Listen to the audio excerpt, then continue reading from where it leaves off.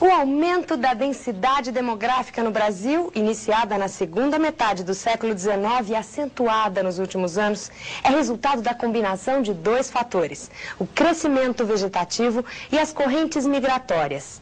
A maior entrada de imigrantes ao longo dos anos coincidiu com o oferecimento de vantagens, como, por exemplo, a facilidade para o transporte, a regulamentação de núcleos coloniais e o estabelecimento de certas garantias para o trabalho agrícola. Vamos ver os principais aspectos da imigração para o Brasil com o Éder. E aí, gente, como é que tá? Tudo tranquilinho? Então estamos aqui para mais um super assunto do seu vestibular. Então fica bastante atento. O assunto de hoje, imigração do Brasil, como já foi apresentado para você, não é não? Grande imigração brasileira.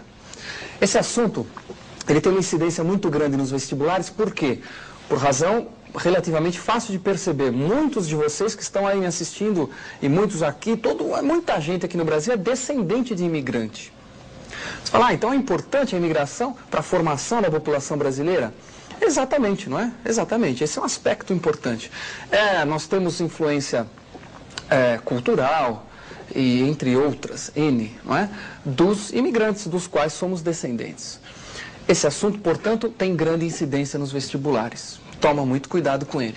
Agora, algumas coisinhas sobre imigração nós já estudamos. Por exemplo, nós já analisamos há algumas aulas atrás, não sei se você lembra, se você pôde acompanhar, que a imigração, ela não foi importante em todo o período histórico do Brasil. Exatamente. Houve alguns períodos, existiram alguns períodos onde ela teve uma importância maior e outros onde ela teve uma importância muito pequena. Para você saber direitinho, poder relembrar, você vai acompanhar comigo uma linda tabelinha sobre a porcentagem de entrada de imigrantes, o quanto essa entrada de imigrantes contribuiu para o crescimento populacional brasileiro em cada período histórico. Dê uma olhadinha na tabelinha, veja aqui, olha lá. Participação da imigração no total do crescimento populacional no Brasil. Então você tem os vários períodos aqui listados, desde o primeiro censo, que foi em 1872, os vários períodos listados aqui, e o quanto, aqui na segunda coluna, o quanto essa imigração participou do crescimento brasileiro, populacional. Então veja, nesse primeiro período, a imigração teve 9% de participação no crescimento populacional brasileiro. Depois 41%, que se você observar bem, você vai notar que em nenhum outro período, daí para frente, a imigração teve uma participação tão forte. Não é? No geral, veja bem, ela é muito pequenina aqui, muito pequenina, 0,006, 2,4, 1, 9, 7,6. Onde que ela vai ser grande? Aqui, 41% do crescimento populacional brasileiro no período é decorrente da imigração. Que período? Esse período aqui, final do século XIX, última década praticamente do século XIX. Então não esqueça isso, olhe com muita atenção. A imigração vai ser importante, muito importante no final do século passado. Neste século, ela já tem uma importância cada vez menor. Inclusive na época de guerras, no período, na década da guerra, da Segunda Grande Guerra, por exemplo, que é essa daqui que eu estou apontando para vocês, olha a participação da imigração, muito pequenina. E daí para frente, cada vez menor, Aqui vai ficando cada vez menor a participação. Então, olha, que lição você tem que tirar dessa tabela? Não tem que ficar decorando esses valores, evidentemente. Guarda que a imigração foi importante no final do século passado.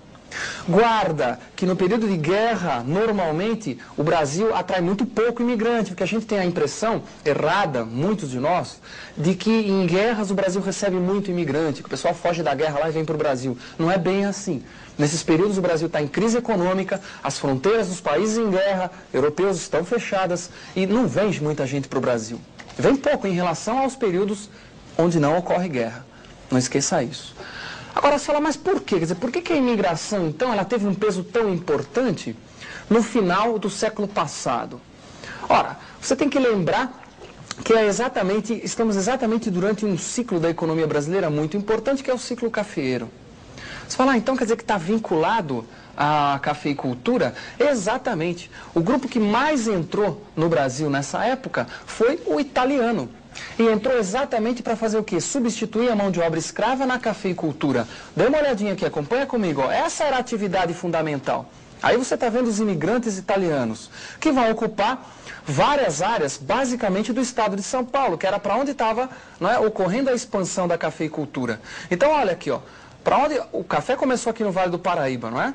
E no final, já na segunda metade do século passado, ele começa a buscar as áreas aqui para o norte do estado de São Paulo. E é exatamente por aí, é exatamente nessa região, que vão se concentrar grande parte dos imigrantes italianos, principalmente, que vieram para trabalhar na cafeicultura aqui. Então guarda isso, a fase mais importante de entrada de imigrantes para o Brasil, final do século passado, vinculada ao fim da escravidão e a entrada do imigrante para substituir essa mão de obra escrava, que já estava, né, com a abolição da escravidão, não havia mais como repor essa mão de obra, e era necessário, porque estava tendo uma expansão muito grande do café. Não esquece, isso é muito importante. Agora, existem outras áreas, existem outros grupos que também marcaram muito, não é, a imigração e a composição de algumas áreas coloniais do Brasil. Esses grupos são sempre cobrados em provas também. Antes de eu comentar sobre esses grupos, um detalhe importante para você recordar. Dos imigrantes entrados no Brasil, aproximadamente uns 5 milhões no máximo, uma parte significativa, perto de 1 milhão, nem ficou por aqui, veio e voltou embora, foi embora. Agora, dos que ficaram no Brasil, perto de 4,5 milhões de imigrantes, a maior parte eram de portugueses, 31% aproximadamente. A segunda maior parte de italianos, com 30%. Então, os imigrantes que entraram no Brasil são basicamente de origem italiana, ou melhor, portuguesa e italiana, com valores muito próximos, o português com um pouquinho mais. O português vai se fixar basicamente em duas áreas, São Paulo e Rio de Janeiro. O Vasco da Gama e a Fabulosa aqui em São Paulo. Basicamente nessas duas áreas, né? São grandes times aí que acabam abocanhando grande parte da nação lusitana do Brasil, dos quais muitos de nós somos descendentes, né? Misturado com o italiano, aquela mistura toda, o Brasil tem essa peculiaridade, né? A miscigenação de todos esses grupos imigrantes que compuseram a nossa população. Mas veja, fora esses dois grupos, o italiano, você já pôde observar no período mais importante no qual ele entrou, tem outros grupos, que têm uma importância menor em termos numéricos, muito menor em termos numéricos, mas uma importância muito grande do ponto de vista dos núcleos coloniais que elas vão criar. Então elas vão ser responsáveis pelo aparecimento de características típicas de imigração e da área de origem desses imigrantes em algumas áreas do Brasil. Por exemplo, acompanha comigo aqui, ó, um grupo importante é esse. O grupo alemão, a colonização alemã no Brasil, que vai basicamente estar concentrada no sul do Brasil. Quer dizer, a região sul do Brasil é a que mais apresenta características muito típicas de colonização europeia. Áreas de colonização alemã, ó, um vale que fica no norte de Santa Catarina, que é o Vale do Itajaí, que tem uma cidade, inclusive, com esse nome, que passa lá em Blumenau, uma das cidades mais importantes de colonização alemã do sul do Brasil. Não esqueça, essa região que eu estou apontando com a setinha aqui, ó, é o Vale do Itajaí, sempre cobrado em prova. Mais para o sul, mais lá para o Rio Grande do Sul, também um outro rio chamado Jacuí, Vale do Jacuí, também com cidades de colonização alemã, como por exemplo Novo Hamburgo. Com o nome desse, né, só pode ser uma cidade de colonização alemã. Hamburgo é uma cidade do norte da Alemanha. Como Gramado, São Leopoldo, típicas cidades de colonização, então alemã, não esqueça isso.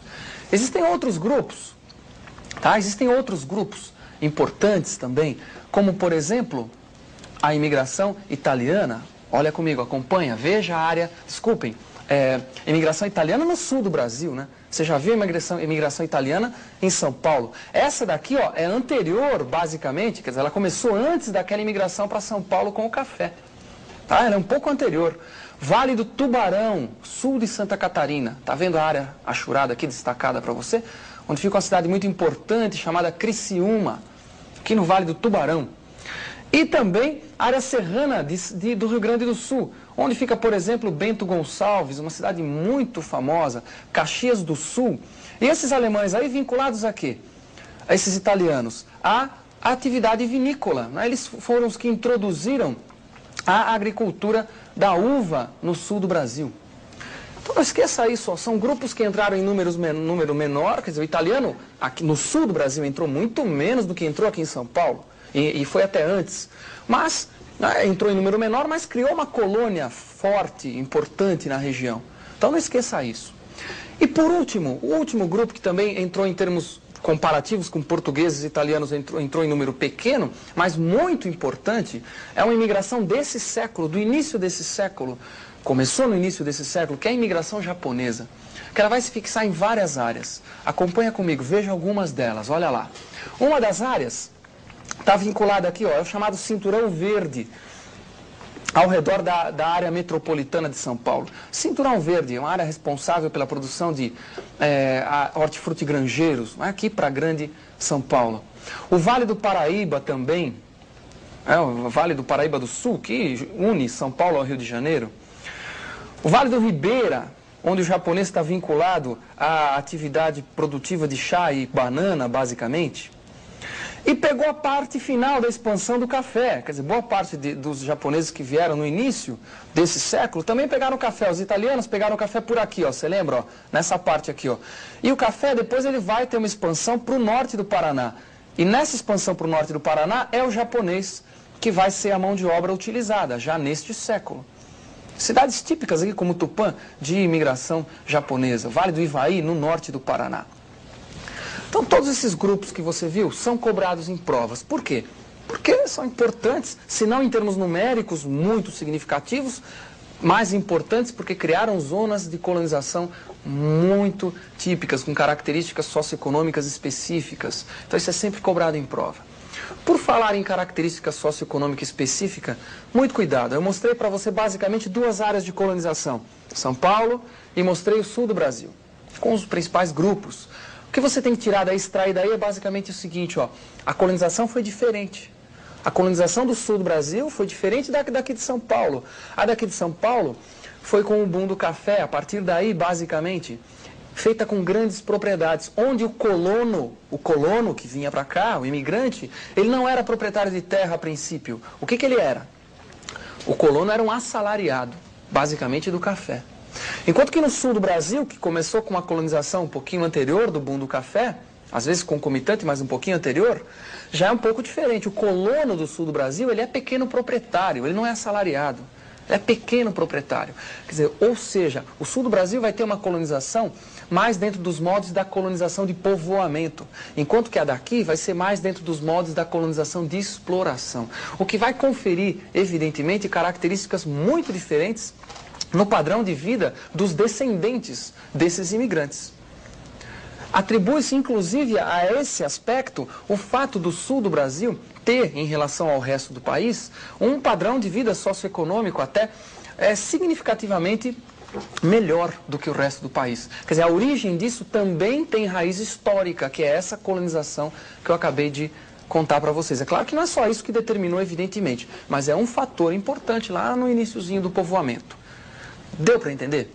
Então, o que você acabou de acompanhar comigo agora são os principais aspectos da imigração, evidentemente que não são todos, mas são os que são mais cobrados em vestibular. Então, você tenta aguardar, fica atento, porque algumas dessas coisinhas aí, grupo imigrante, a área onde se fixou, o tipo de ocupação que fazia, isso é sempre cobrado na provinha.